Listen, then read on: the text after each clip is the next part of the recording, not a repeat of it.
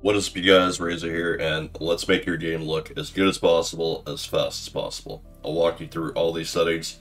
Some of them are pretty specific to know about, so make sure you just watch the whole video. But anyways, display mode, that is all depending on your situation, how many monitors you have. This is all up to you personally.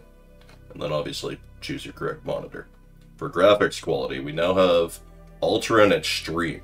Now, Extreme looks really good, but on my PC, which is a 3060 RTX and an 11th gen Intel Core i5, which isn't the craziest PC in 2023. 16 gigs of RAM, definitely not crazy.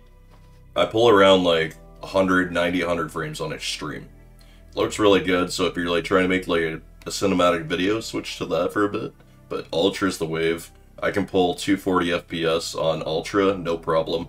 But I only have a 144 Hz monitor for now. We'll get into that later, in a second actually. But yeah, I recommend leaving on Ultra unless you have like a 4090.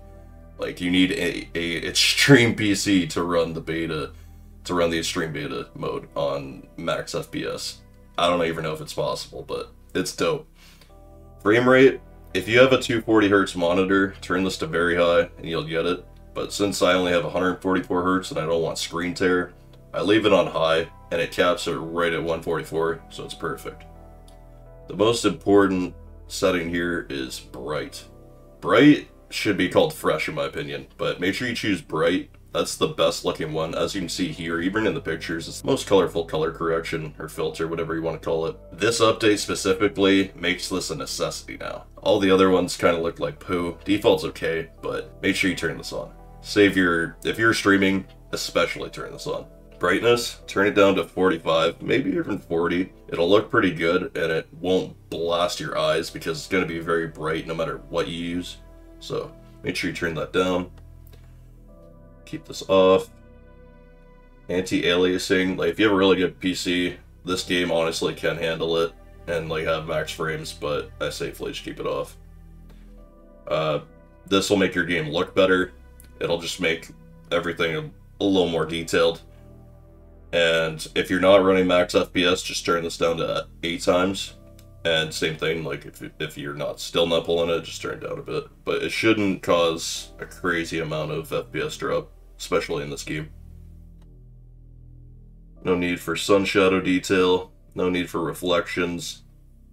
This right here, we had to look it up, is screen space global illumination. So basically, that's the reason why the shields and stuff and the boxes are glowing very bright now.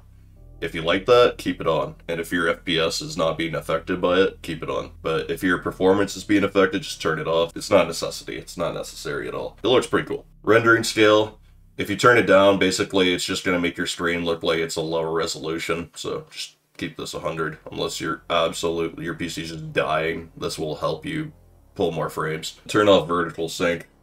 Just not necessary.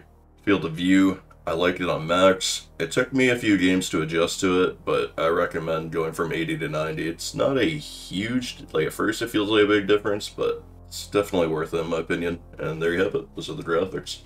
Hope these help you. If they do, make sure you leave a like. If you don't like them, leave a dislike. Either way, let me know down below. And I'm going to be dropping my settings video after this video today, so stay tuned. Love you. Goodbye.